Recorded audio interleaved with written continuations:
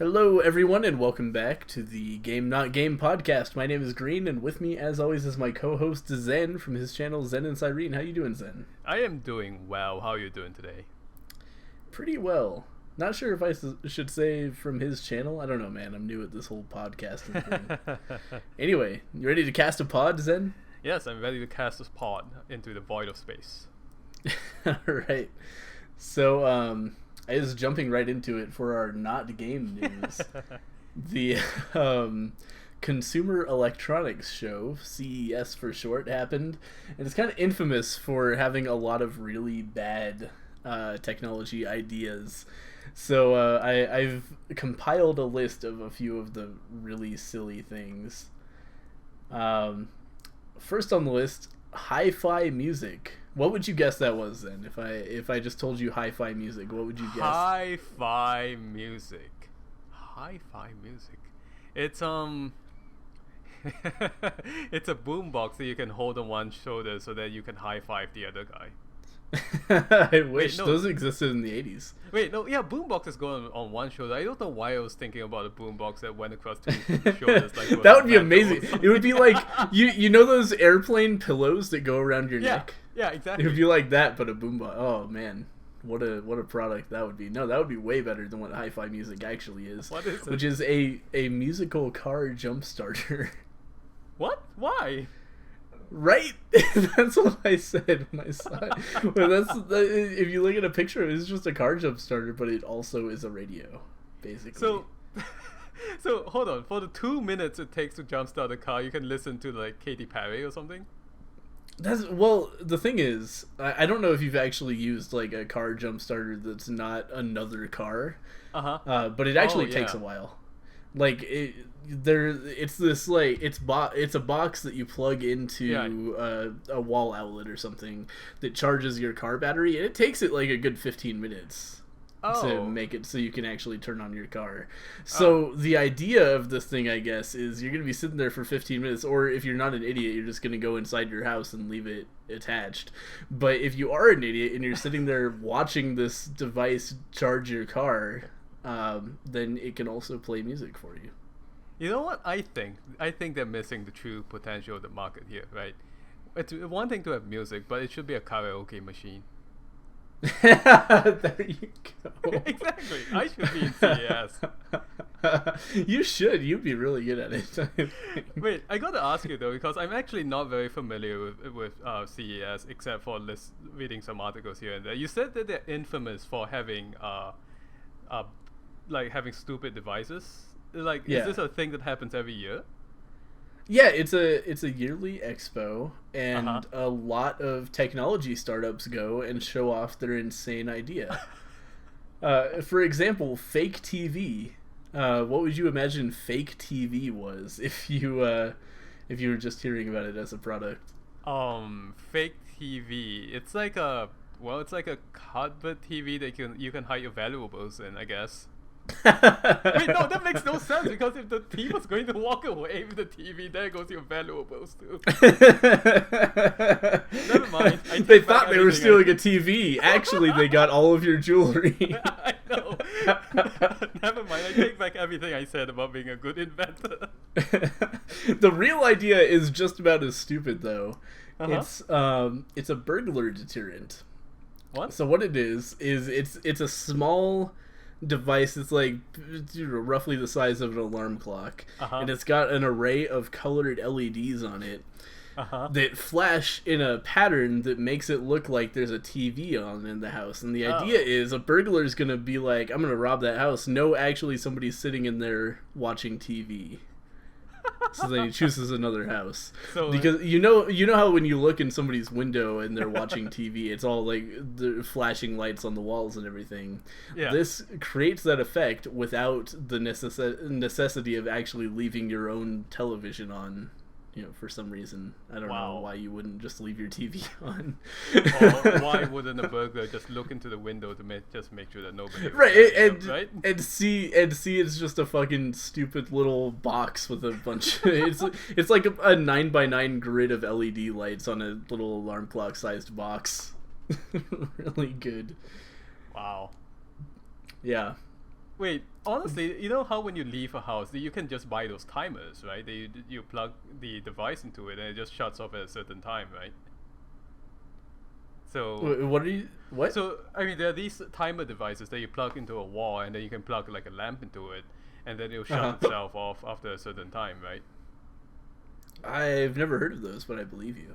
Yeah. So basically, in order to simulate it, it looks like somebody's home. When you're not home, actually, you're on a vacation or something. You can put a timer in the wall so that your lamps turn off. Oh, so it's like, right? So it's like at 6 o'clock your lamp turns on, and then at like 1 o'clock it turns off, and then.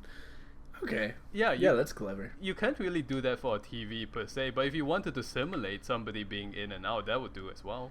So that's what they're competing against. Hook your fake TV up to your timer. To your lamp timer. TV. See, that's another level of like thief deterrent there. Right. Yeah, I can't help but feel that there are better ways to deter thieves than having a fake television. Hey, Green. Have I ever told you about what my dad did to my house back when I was living in Malaysia to deter thieves?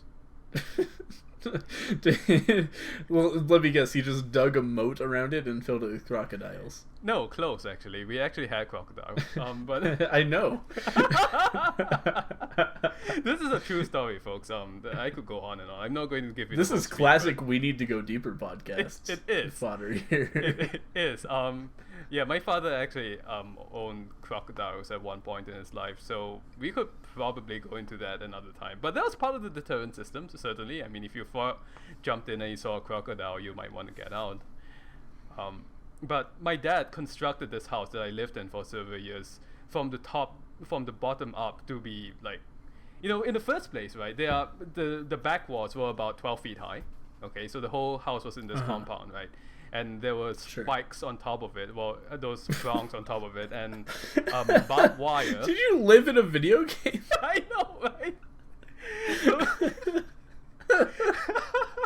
No, it gets even better. Excuse me, let me just okay, excuse me. Yeah, so then there's also the fact that there was this automatic gate that slid back and forth, as some places have, and he painted it. He painted it, and I still don't understand the logic behind this. He painted it red and black stripes to blend in with the sunset. That's what he told me.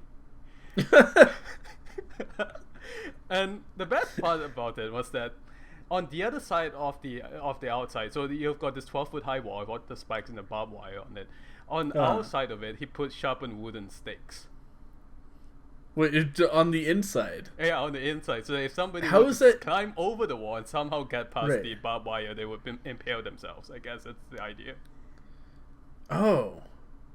Okay, I was thinking like they would be able to get in, but then they wouldn't be able to escape.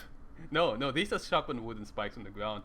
And I don't... Oh, on the ground? Oh, okay, so they jump over the fence and just land on wooden stakes. Oh, that's brutal. Okay. No, I don't believe my dad actually ever wanted to kill anyone, but he put them there basically to tell people that he had them, right?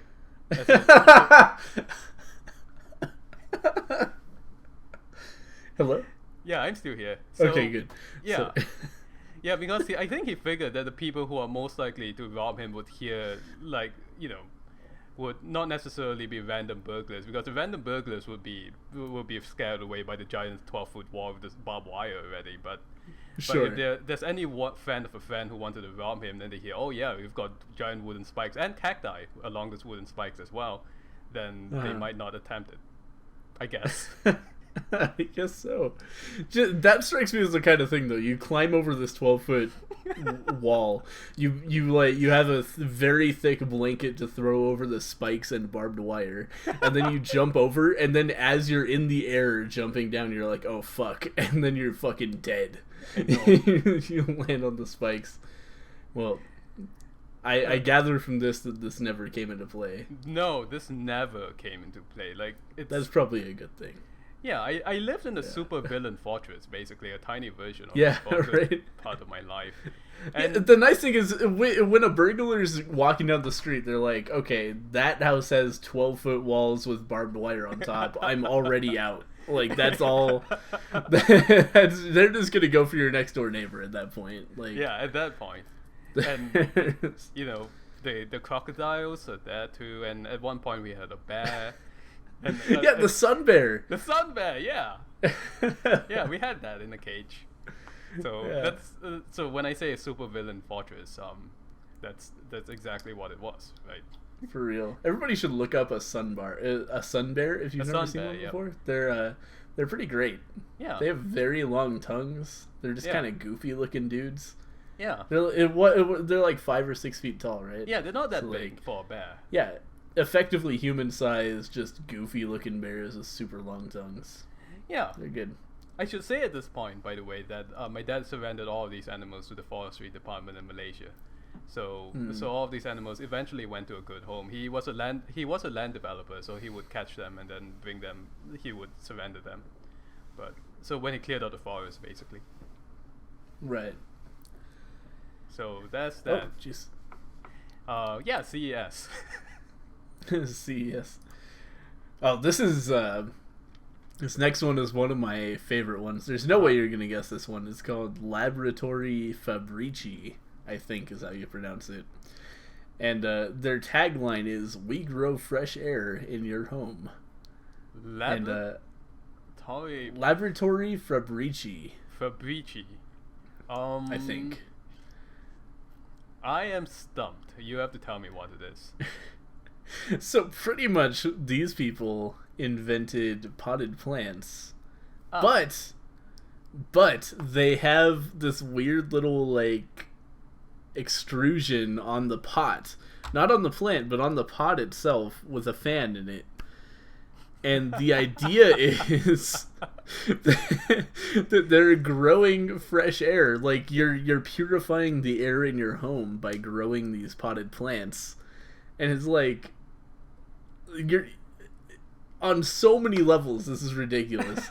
Like the air, of course, we all learned in grade school, right, that plants take in carbon dioxide and breathe out oxygen. It's a symbiotic relationship with aerobic breathing mammals. Yes.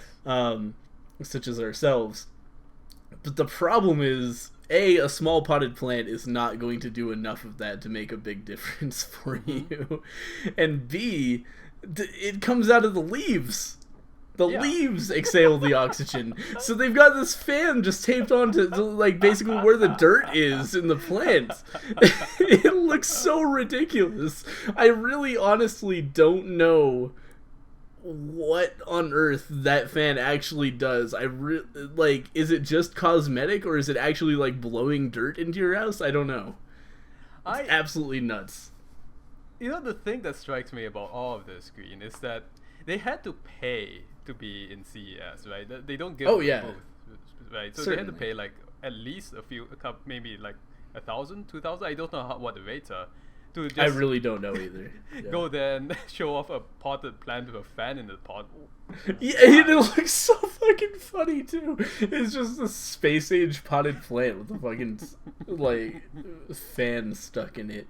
They've got this thing on the wall in the background that's like, you know, the air in your house is the most impure air you ever breathe. It is really important. That is good. So buy our plants, you know. And there's a big emphasis on like, you know, we're fusing technology and nature. It's all just nature.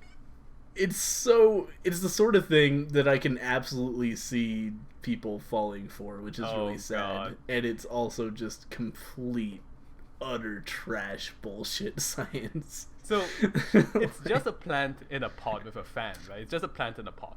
It's what it is. Yeah, right? Or something that looks like a fan anyway. Like, I don't even know. I visited their website because I was so curious about what they're pretending these things are. Their website has zero information. Of course. So all I have to go on is the fact they've got these plants in pots, and then the pot itself, at the same level as the dirt, has this fan-looking thing, and I'm pretty sure like it can hook up to Wi-Fi. I remember reading. To like measure to like measure things in your air, like the humidity level and whatever the fuck else. Like, it's so crazy. It's really good. You know, this is one thing I wish that CES would have. Now that you've described all these things to me, right? You know how CES has a lot of these conventions, they have a keynote address, right? They should have a second keynote event in which they invite something like 10 of these people to come and talk about their inventions for like 10 minutes at a time. I would watch that event. Like, call it whatever you want, alternative inventions or whatever. 10 minutes of the most interesting, quote unquote, inventions, like the Wi-Fi battery charger or the fan in the pot or whatever. Have them go at it for 10 minutes with as many slides as they want. I would watch that. I would watch it too. They actually do have they do have keynotes, and I watched actually a full video of Intel's presentation of this thing. I'm not sure if you saw this. It's for the Intel Curie. No, I have not seen this. Yeah, apparently Intel is showcasing this new thing. I spent nearly half an hour trying to research what this thing is, and all I read was just buzzwords over and over again. I still don't know what this fucking thing does. But what I do know is that it is, quote unquote, a button-sized computer. It's like a full computer in the size of a button, and you wear it on your hand or your wrist. And besides that, all I know about it is capabilities, because it's really fucking hard to find anything about what this thing does, except they did a presentation at CES where it's just the worst fucking musical presentation you've ever seen in your life. Yeah, it's absolutely nuts. It's the kind of thing where, like, you can absolutely imagine the Intel executives who are like, yeah, this is the way people are gonna want to see the Curie. This cool, like, improv music thing. So they spend clearly tens of thousands of dollars in many very professional musical performers and dance performers, and they get them all out there wearing these Intel Curies, and with all of this talent and all of this money, they can't make this thing look like anything worse than the worst fucking thing that's ever existed. It's so bad. It's so bad. It starts off a lady's out there with drums, and she's drumming, and then she drops her drumsticks. And she's like, oh no. And then she just starts drumming with her Intel Curie. But way worse. Like, substantially worse. And then just all these other performers start, like, miming music. There's a guy wearing a guitar who does not play the guitar. He mimes playing the guitar, and he's got these things on his wrists that cause sound to happen anyway. You're seriously telling me that Intel spent all this money to have a guy do air guitar on stage? Air guitar, and it works because he's wearing the Intel Curie. So, oh gosh. Yeah, it's really weird. I don't understand. Like, I watched the whole fucking presentation. I don't know what exactly Intel is trying to sell me. Like, I don't know where I, as a consumer, am supposed to go, oh yeah, that would be useful in my life. If only I could air a guitar and have it actually produce sound through this, like, huge sound system on a stage. What on earth? I really don't know. And I really wish I could tell you guys more about what this technology is, but all I could find was just buzzwords. Like I said, everything about this product is buzzwords. It's like, it's button sized. It's a computer that fits in the palm of your hand. You can wear it on your wrist, and you can play music on it, apparently, and that's it. That's all I know. Okay, give me just 1 second. I apologize for my phone. I am professional podcasting here, but I really do want to mute it, so give me 1 sec. Go for it. And I'm back. Ready to talk more about air guitar. Yeah. What else did you see from CES this year? Let's see here. Game Kicks 2 is really good. Game Kicks. Game Kicks. This one's easier to guess, I think. I think you could actually guess what this is. Game Kicks. It's a pair of shoes for playing soccer games. Not quite. It's just for playing video games, as far as I can tell. It's video games in your shoes. Wait, what? How does that work? I don't know. It was hard to tell from the pictures I saw. I think it's by Skechers, though. Oh. Like children's shoe manufacturer. Game Kicks 2, yeah. Apparently, they got past Game Kicks 1 already and are on to Game Kicks 2. Yeah. And their tagline for this is the world's first remote control game shoe. So presumably, Game Kicks 1 was not remote controlled. That's the only thing I can think of that makes that make any sense. I guess so.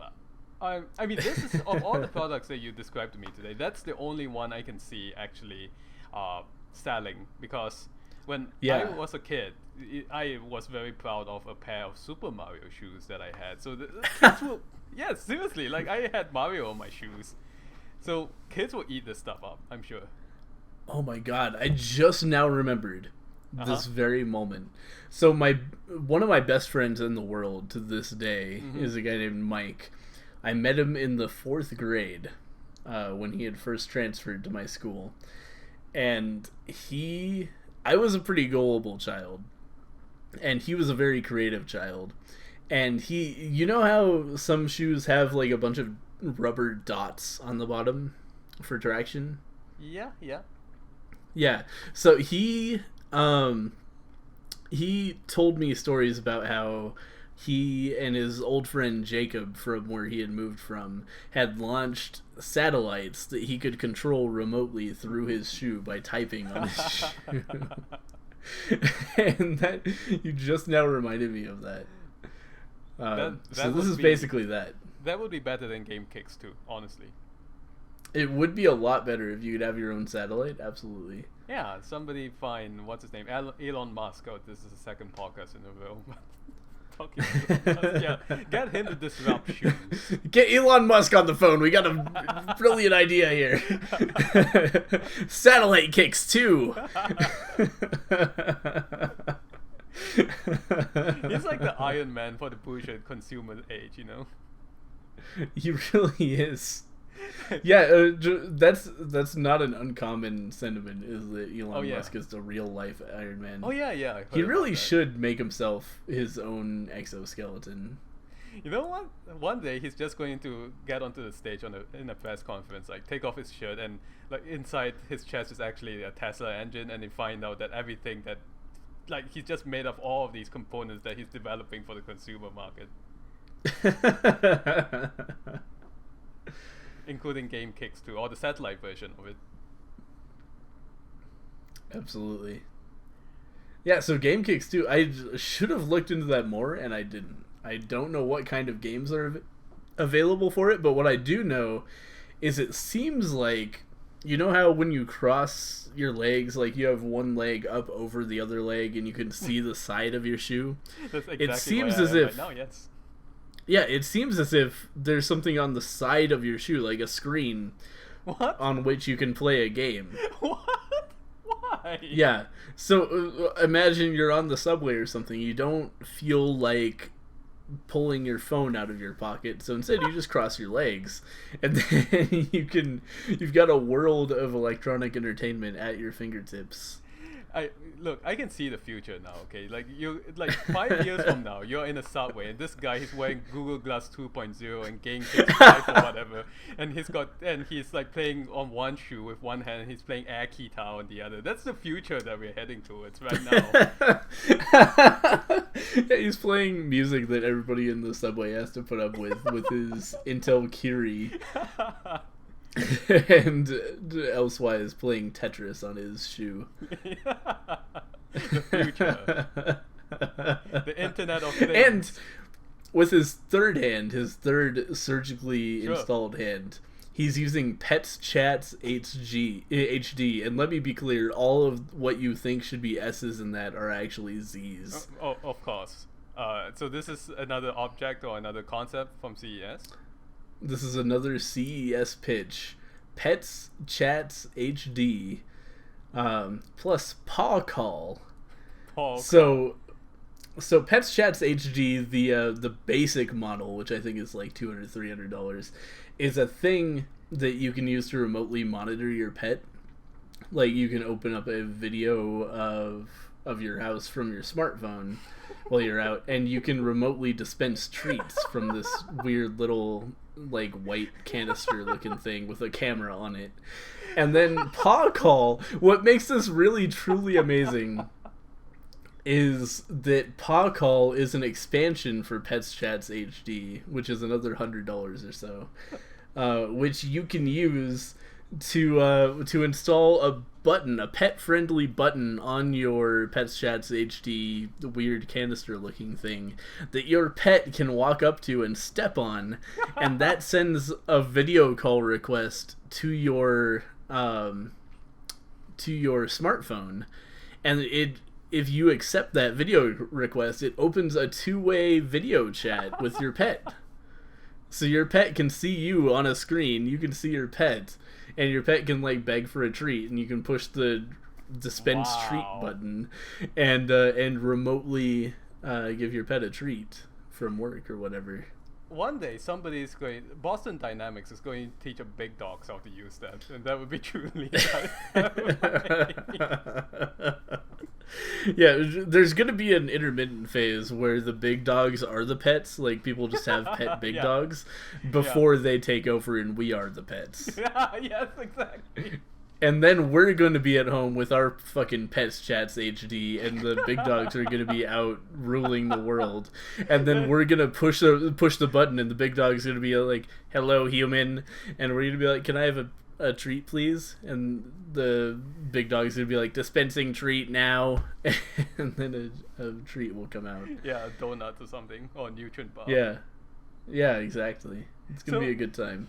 The reason I was laughing so hard just now is because I don't know if it's such a great idea to, especially if it's a pet that's allowed to roam on its own out in the neighborhood, to be able to see what it's doing at that moment, because one day you could just turn it on and your Great Dane is getting it on with a Chihuahua or something, and you were like, "No, Spot! No, I didn't want to see this! No!"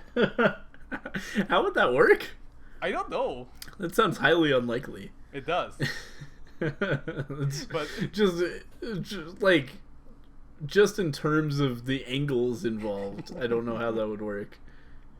Well, maybe somebody in CES 2020 will invent something that will make that happen. You know, in case you really want that hybrid to invent a new hybrid dog or something. Just a little dog like sex stepladder. Dog sex stepladder. That's your title for the podcast.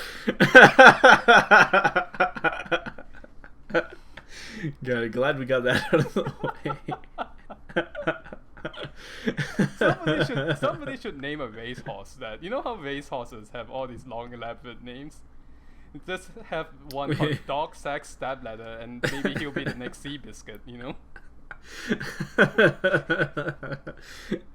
You could have a multi-generational thing going on. You could have a Chihuahua on a stepladder getting banged by a Great Dane, who is himself on a stepladder getting banged by a horse. Oh my god. But then there would be Horse Dog Sex Stepladder. Yeah. Right, which is yet another horse in the race. CES 2025. It's gonna take a long time to develop that kind of technology. Yeah, it does. It's like you said, you gotta figure out the angles, you know. Yeah, that's true. There's a lot of vectors to be considered here. Yeah, it's a serious biophysics problem. Indeed. Speaking of biophysics, the final thing on my CES note sheet is scented iPhone cases. Huh. And I left myself little notes on what to talk about during each of these, and my one for this one is just as nightmarish as they sound. As nightmarish as they sound? They sound fairly innocuous to me compared to Dog Sex Stepladder or whatever the heck we're talking about. It's worth noting that wasn't actually a product shown at CES. Oh. So, wait, what? So, where was the scented iPhone cases then? No, scented iPhone cases were. Dog Sex Stepladder was not. Oh, okay, yeah, okay. Now, okay, I understand where you're getting it now. Thank God for that, by the way. I would have the former rather than the latter. that, that would be quite a startup. It would be. They might get on Shark Tank. No, they'll never get on Shark Tank. But if they did, I think the sharks would tell them to go, give them like 100K just to make them go away. Hopefully, we can always hope. But yeah, scented iPhone cases, that sounds like such a terrible idea to me. Yeah, like when I think about those people who put on too much cologne, right? Right. But also, like, there's any kind of scented thing when it's made out of rubber or something, it's gonna lose its scent over time. So what is the purpose of it? Like, you're gonna buy a scented iPhone case, it's gonna smell strongly of like grape or something for a month. Right. And then it's not gonna smell good anymore, and it's not gonna be the quality of a normal iPhone case. Is just, I don't know. The whole thing seems really distasteful to me. So wait, hold on. Did you look up what scents they have? I should have, but I didn't. All I saw. Let me see if I can find the tweet really quick. It's yeah. Okay, so I've got a picture up right now. Yeah, there's clearly one that's grape, one that's blueberry. Really? Sour apple, what? Lime, pineapple. Why would it sounds like a fruit salad that you're describing here? I'm sorry, I said lime. I meant lemon. And what is it? Like cherry or strawberry? Do they have anything other than fruits? Not that I see on this. Yeah. Okay, so let me describe what I'm looking at here, and I can actually link you to the tweet as well, so you can see what I'm looking at. Okay, cool. There you go. So it's this 3x2 grid of differently colored cases, and it says "Scented Cases, Smell Us," and it's by Oh No. You know what?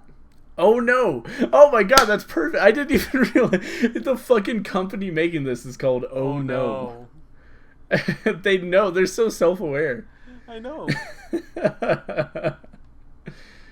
Well, I imagine that the people who go to CES are a lot more cognizant of personal hygiene than compared to some conventions I've been to. But if they're not, this might be a good place to hide that booth. You know, it smells of food, not of body odor.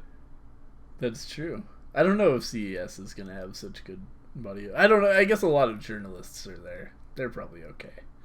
Yeah. I mean, it's certainly better than some of the anime conventions I've ever been to. Yeah, I was gonna say, at an anime convention, you have a lot more fans and those like people who are unprofessionally interested in things like this. Shall we say, tend to be less hygienic.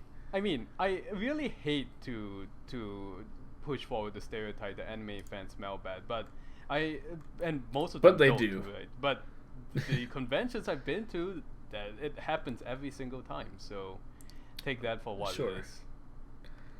Yeah, and I think that's the case for any kind of large convention full of people. Any kind of convention with a very specific interest, I think. Especially a kind of interest that kind of lends itself to introversion. Mm-hmm. Because you're always going to get the people who are like, that's it, that's their life.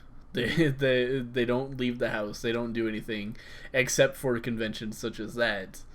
And that's where you get the people who really don't understand how to function in ordinary society. There was one anime convention that I went to in which I walked by a person just sitting in the middle of the floor, right, just on the corridor, surrounded by snacks and watching Dragon Ball on his computer, right? So I was looking at him and I was thinking, you could have done that at home, you know. So yeah, right. Like you haven't finished Dragon Ball yet. This is your life. We talked about this on Head to Head, didn't we? That most Japanese college students have never watched Dragon Ball, or Head to Head for that matter. Wait, I'm sorry? Most Japanese college students, entering freshman college students at this point, have not watched Dragon Ball. So it's a generational shift. Huh. In Japan. Yeah, I've watched very little Dragon Ball, only what I saw in other people's houses. It was one of those things where, like, it was on TV and I was aware of it, but I didn't catch episode 1, and I didn't want to just like jump in at like episode 50. So it was just something I completely missed as a kid. Well, I'll tell you something, right? You know, there's this villain in Dragon Ball. I'm not sure, maybe if you know, his name is Frieza, right? And I definitely know of him. Yeah, and those fights are notorious for taking a long time, right? Yeah, it's like 4-episode fights, something right? like that. I left for Vancouver for a week, and I came back. It was the same fight. This was when it was airing on Cartoon Network. It's like previously on Dragon Ball Z. Now to Dragon Ball Z. Next time on Dragon Ball Z. And then eventually they finish charging up their attacks, and one of them dies. Maybe dies and comes back, and like you're right. Times.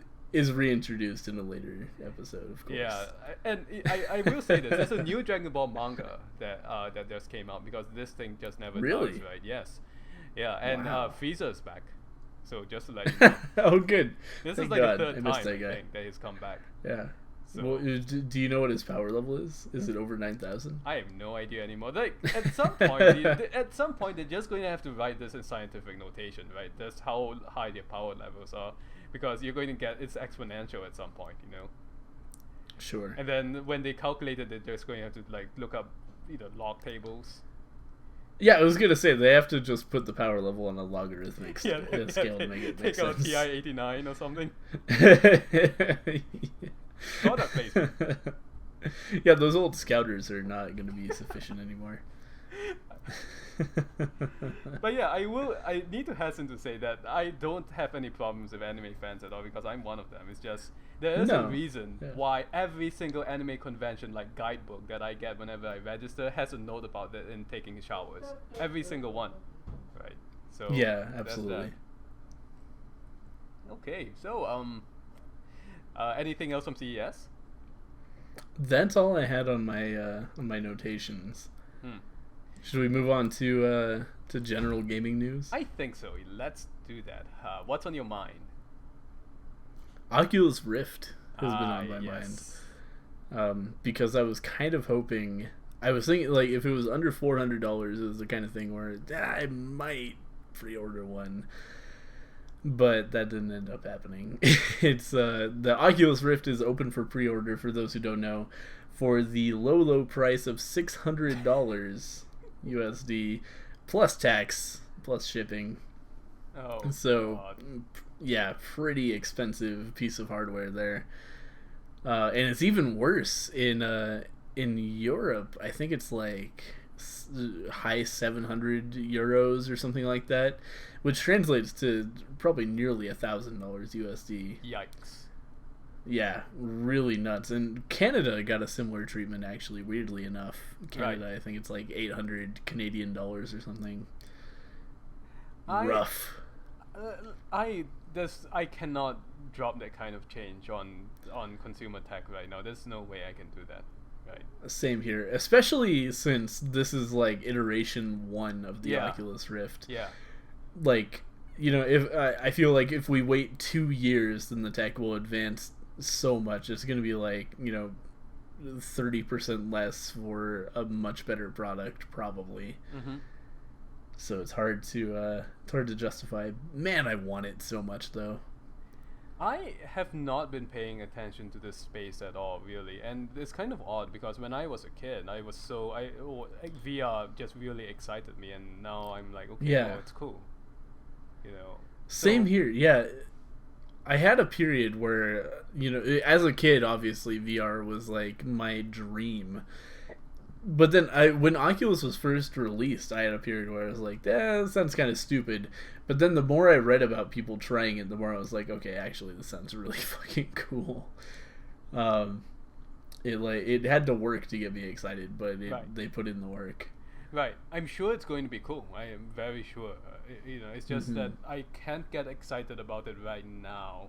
I'm hoping that the price will come down enough for me to say, oh yeah, I can try it, and it's actually a feasible thing for me to try and be actually immersed and excited about, you know. That's my hope too. Like, not only for me, it's not only the fact that it's $600 because, like, I could eventually save up $600 and buy an Oculus Rift if I wanted to, but my big problem with it launching at $600 is like, who in their right mind is going to develop video games for a piece of tech that's $600? Right. You know, like, that's the return on investment there just doesn't exist. I'm thinking about one of the generations of games in which this was the PlayStation generation, basically, in which everyone was excited about polygon graphics, which was a new thing at the time, right? Right. So yeah, all these machines came out: the Philips 3DI, I forget what it's called, CDI, the 3DO, the Atari Jaguar. Those are all things that were super expensive and flopped, right? Mm-hmm.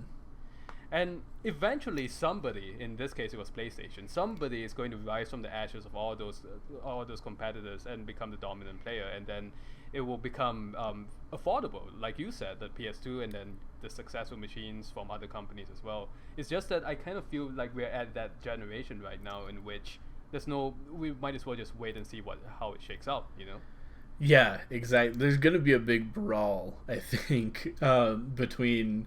There's the Vive and the Oculus, and there's one other one I can't remember what it's called, which is a bad sign for that company. I can't even remember their name, but that's my hope, because Oculus is releasing first. Oculus is the first one to actually come to market, be like, this is how much it costs to get our hardware. It's $600, and the Vive is releasing later on this year probably.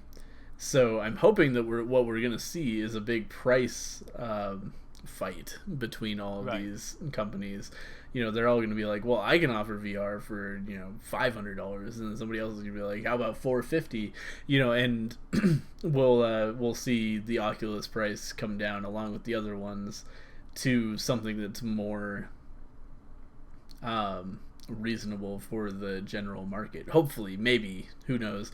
The other option is this is going to be another fucking Virtual Boy, and nobody's going to buy it. Nobody's going to develop for it because nobody bought it, and that's going to be the end of this generation of VR. I really, really don't want to see that happen, because it seems like such a cool thing, and it seems like the tech is actually ready now, which it absolutely was not in the Virtual Boy time. Oh god, the Virtual Boy had problems beyond being just the first kind, though. It was bad. It was quite a thing. Yeah. It was really amazing. So for those of you who are not familiar with the Virtual Boy, because it came out around the same time as all those other systems that I was talking about.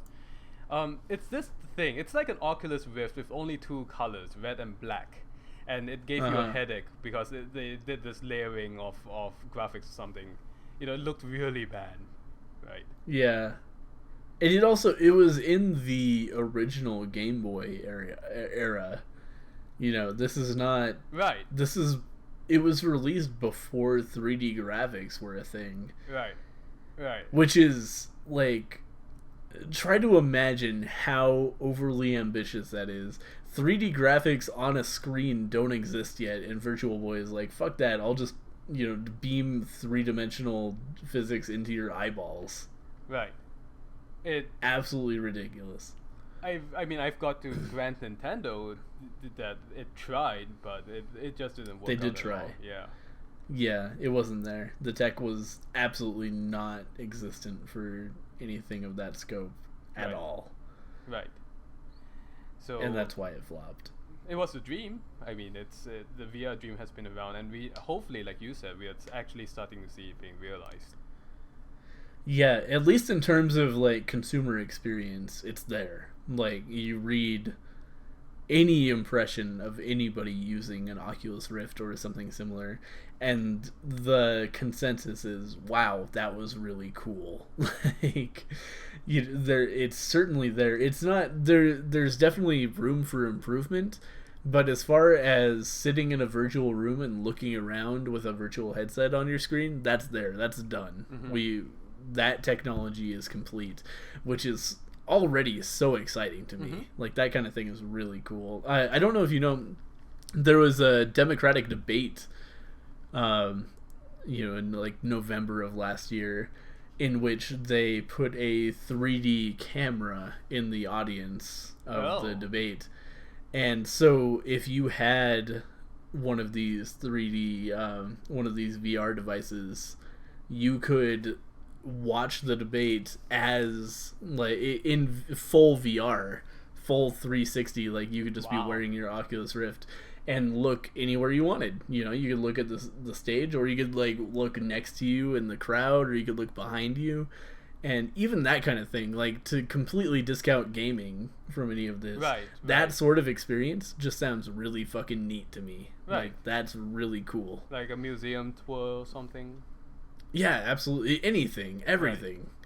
Google Street View in VR, like stuff like that. Really cool. So, yeah, I'm looking forward to that future, and I really hope that it isn't just going to collapse in on itself with this $600 price tag. You know what I would like, and this sounds like technically impossible to me right now, but I'm sure there are lots of things in which I thought were technically impossible, right?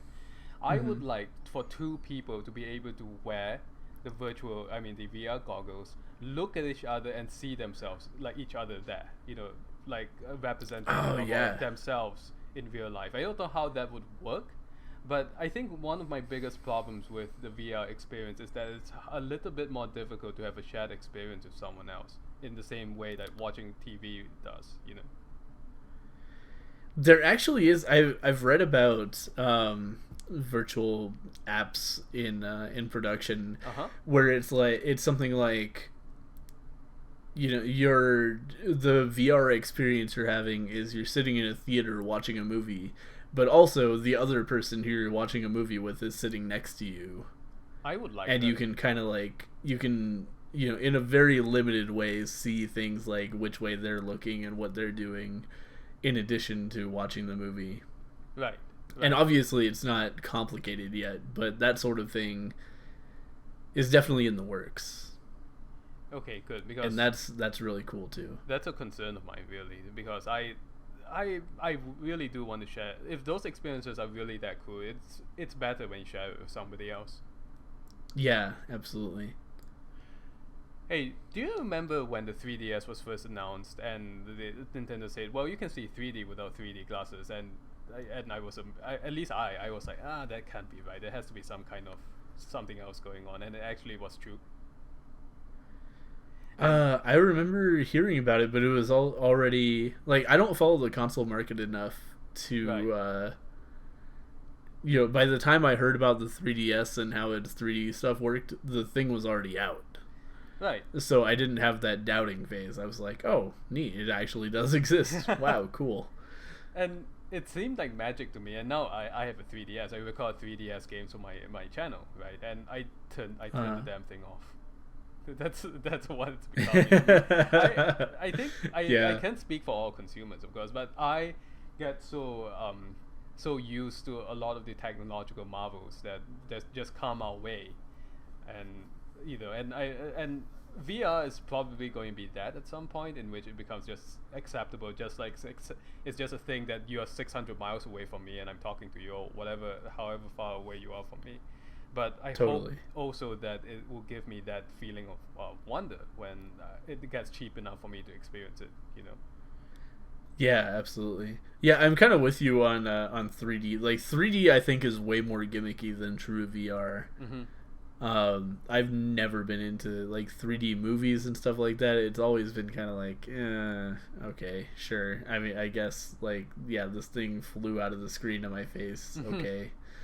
Impressive. But yeah, it's always annoying to me because I wear glasses. I don't have contacts.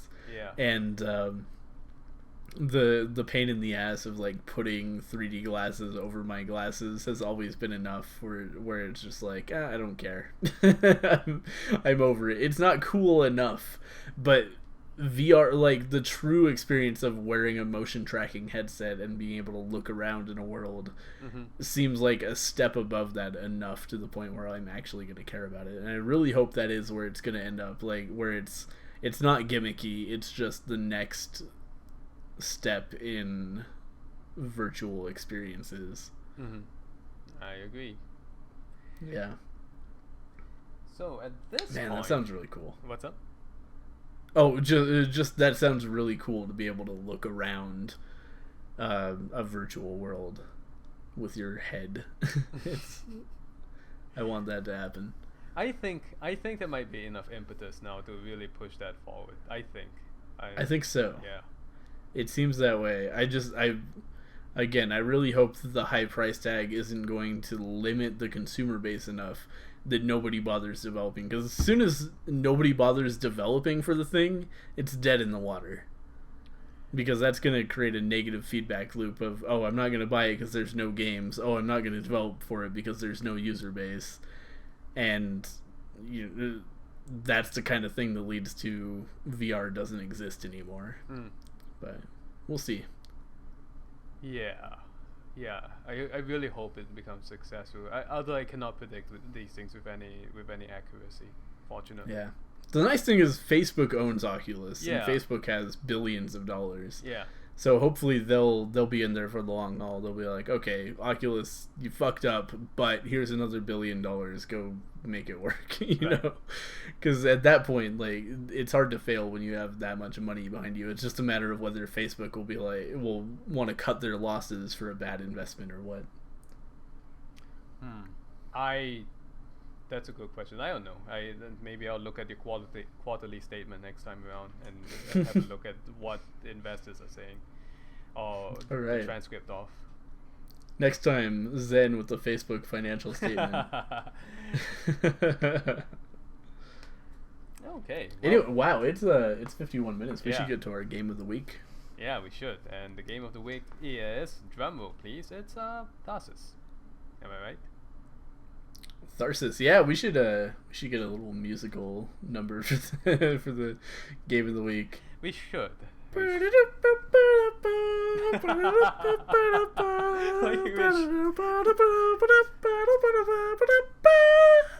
Anyway, game of the week, Tharsis. What do you think about it, Zen?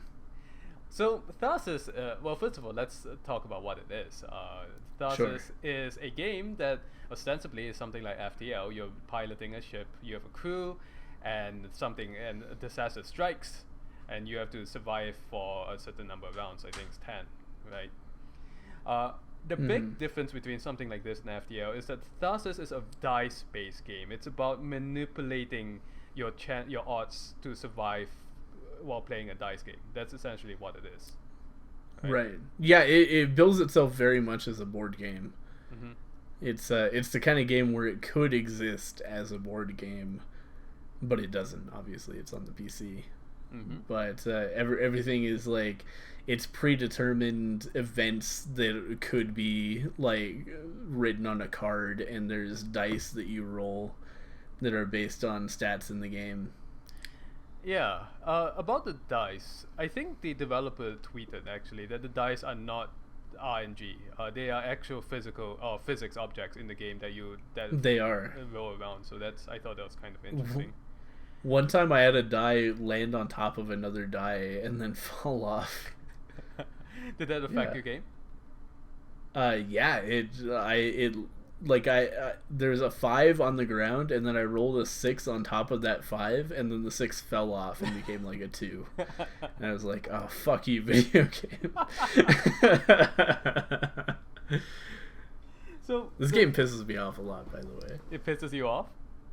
Yeah, oh man, the RNG in this game is like, it's brutal. Yeah, this game is really, the odds are towards, let's put it this way, okay, let's explain a little bit. Now, as you are trying to fly to Mars, because that's what you're trying to do, disaster events strike every single turn, right? And in order to make sure that you don't die, because the events usually either destroy your ship directly, or they take away from your health or do something bad to you, you have to roll your dice in such a way so that it adds up to a certain number value to clear that event, right? But you can also do things like take the dice and put it towards research, or take the dice and use it towards your particular crew member specialties, and each crew member has a different specialty. Or take the dice and put it in the room that you're in to do things like make more food for your crew members or repair the ship. The thing is, I feel that the game is much, much more weighted towards not just clearing the event to survive. You have to clear the event and do something else at the same time that's not related to clearing the event, whether it's doing more research or repairing the ship or growing more food. Otherwise, you're going to die by the 5th turn. That's just inevitable. Has that been your experience? It has indeed. So, yeah, let's set this up the same way the game does. So the game is like, okay, you're just 6 dudes on a fun cruise to Mars, and and the first thing you do is the game is like, oh, everybody else is busy except for this guy. You should go to the pantry. There's like a minor problem in the pantry, and your dude goes up to the pantry. It tells you how to roll the die and everything, and it's like, the pantry needs like 4 repair points or something. So you roll the die, you put the die in the repair points, and the pantry's fixed, and you're like, good job. And then it's like, oh shit, emergency, and a meteor smashes into the pantry, kills the man that you're dealing with, and destroys your pantry. And that's a huge problem for your crew. And that's where the game like starts in earnest, because without food from the pantry, like your pantry is filled with enough rations to get you to Mars, and you just lose all of that. So now you've got 4 dudes left. 2 people were killed by the pantry explosion, and you have to deal with this fact that suddenly there's not enough food for everybody to eat, and the ship is like totally fucked because the part of it exploded, and there's a meteor storm, so everything's going to hell. More things are going to be damaged. So you have to spread your people out and try to fix everything, and it's absolutely impossible to fix everything. You just can't do it. So you have to prioritize. You have to do things like, okay, so if I don't fix the like botany room right now, then my people are going to be short on food and are not going to be able to move as much, because the food translates to how many dice you get to roll every turn. So if somebody's starving to death, they only get 1 die, which means they're effectively useless and can't fix anything.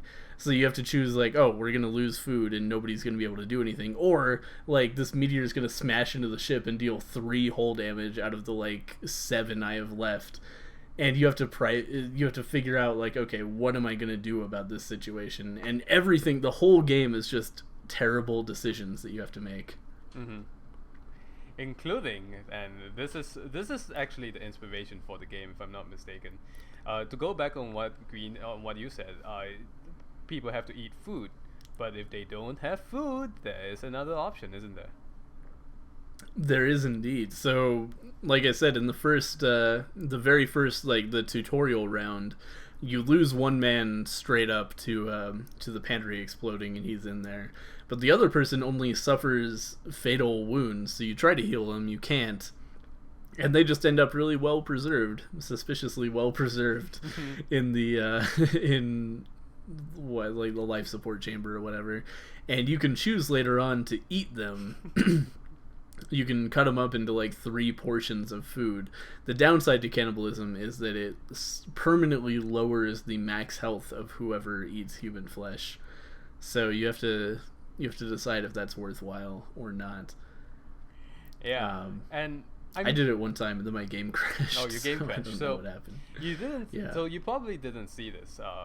But there is another mechanic involved. So let's say you completely eat up the guy. He's gone. He's all in your bellies, right? Uh-huh. The other option is that you can just straight up shoot another one of your crew members who have more food. So that's a thing you can do. And honestly speaking, I kind of feel like by the time you get to that point of desperation, there's so many other things happening on the ship. Things blowing up, that you really need that extra crew member. So I haven't seen a situation yet in which you should just straight up kill somebody and just go eat his flesh for dice, right? But maybe it's hard though. Like you very often get to a point where somebody's starving to death. They only have 1 die anyway. Mm-hmm. Yeah, go on. Go ahead.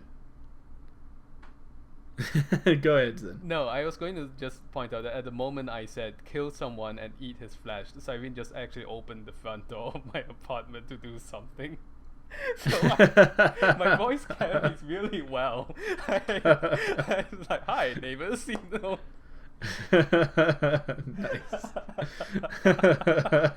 I'm really not a psycho killer, I swear. No, of course not. You're just talking about eating people. Oh god. But yeah, this game is incredibly difficult. What do you have to survive? Like 10 turns? You do. I've only made it to 5. Yeah, and I've made it to 4. And my final mission is the one where I was like, okay, I think I've had enough of this game. Was earlier today. I started playing. I was on mission number 1, or not mission, but like turn number 1, and there were only 2 things wrong with the ship. And the way it works is like you go to a place and you roll your die, and there's a certain number that you need to match on the to fix the event. And if you don't fix it, then something terrible happens, like you lose food or your ship takes damage or something like that. And I had, on my first turn, there was a everybody loses food event and a 3 hull damage event, which is absurd. Like, the 3 hull damage is a lot. So the food event was pretty easy to fix, and I had somebody in there already, so I just had them work on that and fix it easily. And then I sent 3 people to the hull damage event, and through incredibly bad luck on my rolls, like unbelievably bad luck, I got down to 1 repair point left to fix the 3 issue. So my hull took 3 damage, and I was down to, I think for some reason I was down to only 1 hull left after that, and I was like, you know what, okay. I lost whatever game. Right. And I just stopped playing. That was the last I played of this game. The RNG is brutal. It is really, really frustrating sometimes. I have to say, and this is coming for somebody who loves these kinds of games, because I do. I like board games. I played a game called Elder Sign on my phone repeatedly, because that's pretty much the same as this game. You roll dice and you try to manipulate the odds in your favor by taking certain actions. So I like Elder Sign, and if you like those kinds of games, you'll probably like this one too. But even then, I feel like since there's an even harder mode in the game, we are playing quote-unquote normal mode here. Yeah. Right? They should have tuned it to be easier. They really should have. Because how are you going to get people to have the patience for it, you know? If, like, even Elder Sign has an easy campaign for you to just learn things and just get your feet wet before the game really starts to kick you in the head, which I enjoy, again. But this game needs that, is what I'm saying. Yeah, this game is very brutal. It's very much, and I think it fits with the theme of the game, even if it isn't ideal for, like, you know, people picking up the game. It's still, the theme of the game is you're in this fucking impossible situation. Like, I think the first cutscene of the game says, by the way, this game has really cool voice acted cutscenes that are really good. And the first cutscene of the game is like, we prepared for any disaster, for every disaster, just not all of it at once. and that's very much what the game is about, is like just everything goes wrong at once, and you just can't fix all of it. So you have to make tough decisions and figure out what your optimal play is to get as much as you can done, and then you're gonna put fucking people in there and they're gonna roll 1s and you're gonna lose anyway. Right. I think of that's it my as experience with the game. like the Kobayashi Maru of cannibalism. That's Yeah. what I'm going with for the game from now on, you know? Sure. Yeah. Okay, I'll go with that. Put that on the box. But yeah, Tharsis. Yeah. Oh, sorry, go ahead. I was going to say, every single time I play the game, I develop some other kind of strategy that can help me. And it's just that I kind of feel like, at this point anyway, that the way to get through the game is so optimal in normal mode that it's just, until you just figure the whole thing out, you can't even get past the 5th round, at least in my experience, and that's punishing. Yeah, that's about what it seems like to me. I've played about an hour of it, and I haven't even felt like I learned that much. Like, so far, it's just been like, I've just been in horrible situations, and I can't figure out what I'm supposed to do. Okay, so I'm just going to drop some tips here for those of you who decide to play the game, because the game's not out yet, right? Sure. A few things there are disasters that can happen when you roll the dice. Let's say your dice can disappear if you roll a certain number, right? And that gets ridiculous later on. There's like 3 dice for an event that has bad effects on it. That's like 50%, right? But yeah, let me clarify that a little bit. So there are different kinds of hazards that exist, and they'll all be assigned to a different number. So, for example, you could be in a place and it could be like, okay, if you roll a 5, then your dice is void, which means you just lose it. You can't re-roll it, you can't spend it, you can't do anything with it. If you roll a 2, then it's stasis, you can't re-roll it. So you roll your die, you have like 4 die, and if one of them rolls a 5, it's just gone.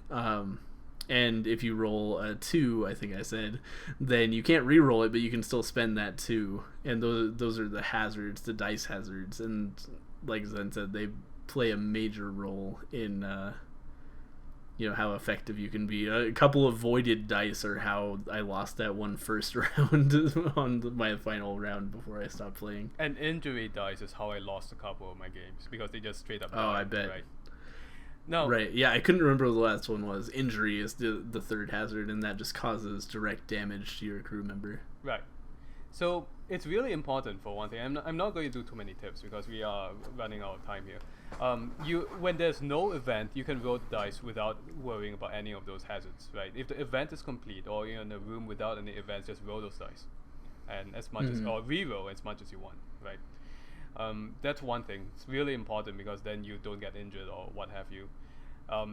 The captain unit in the game, I think the captain unit should be one of the last people to go, right? Because what they do is they give an extra dice to the people in the same room for the next turn.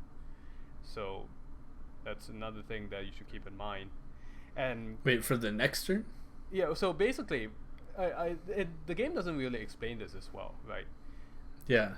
I think it's for the next turn only, or no. Or what I should say is that let's put it this way, okay? The captain, in order to get the captain to do the effect, you have to assign a dice to his power, or her power, actually, right? But you can only do that on the captain's turn. So that means the people need to be in the room already before the captain in order for the captain to give them more dice. But since the captain can only do it on her turn, if you bring somebody else into the room after the captain, then it's no longer the captain's turn. So I use that to try to manipulate the dice a little bit. And there are all these things that you have to try to start understanding and the game doesn't explain to you, in order to try to push the odds towards your favor a little bit. Yeah, that's good info. I never understood how the captain's bonus worked. I had always thought that it was like, you put the captain in a room and then you move people in after that and they get an extra die automatically that turn. I don't think so. But I haven't played enough to really have tested that too much. So, yeah, the game is very cryptic as far as how those bonuses work. Right. So, Tharsis, what do you think people should buy it, or should they wait? I think it is good. It seems like a game that is good. It's one of those games that's very difficult for me to get into, and I'm going to be honest, I've been very frustrated the entire time I've been playing it, but that shouldn't turn anybody off of playing it if they think they like this kind of game, because the turn-based RNG game, like, I have a big weakness to getting frustrated by those games that a lot of people don't have, I think. So, it's not my favorite game in the world, but I do think it's cool and well put together, and I think if you like this kind of game, like if you're a big board game fan like Zen, then I think you're going to be right at home with Tharsis. Yeah, I would say if you enjoy games, again, like Elder Sign, you should definitely check it out. I should also say at this point that the rounds themselves are quite fast. Like, going from 4 rounds, right? You start and you die within like 15 minutes, and then you get to start all over again. So that the frustration is mitigated a little bit by that. That is true. Yeah, it's lightning quick. Like, I've played about an hour. I've probably played like 7 rounds of this game. So yeah, it's very quick. Right. Okay. Well, I think that's it for today.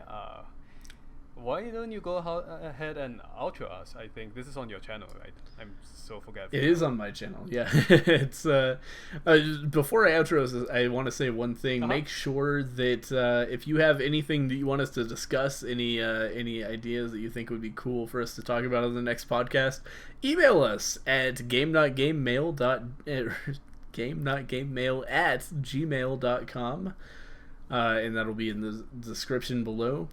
So yeah, we wanna make a regular segment here, like reading reader mail, but we're fucking reader mail, listener mail.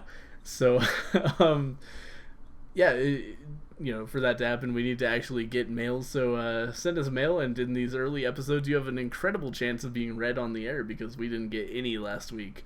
So definitely, if you have something you want to talk about, something you want to comment on that we've talked about, or anything like that, shoot us a letter and we'll maybe discuss it on the next podcast. Yep. Also, make sure to watch Zen and Cyrene, youtube.com/Zen and Cyrene. See a bunch of crazy, stupid bullshit that he plays on his channel. And we'll see you guys next week.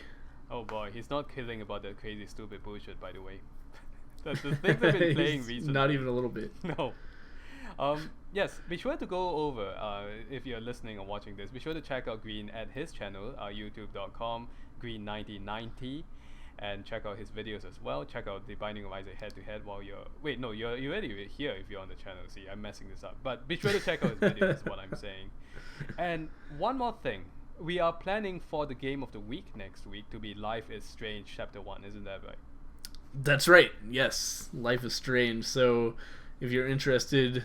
Yeah, unfortunately, it's not probably on sale anymore. But Life is Strange Episode 1 is what we're going to be discussing next time. So if you want to, join in on that conversation and not be spoiled, pick it up, play it before we talk about it next week, and then, we can all kind of discuss it together.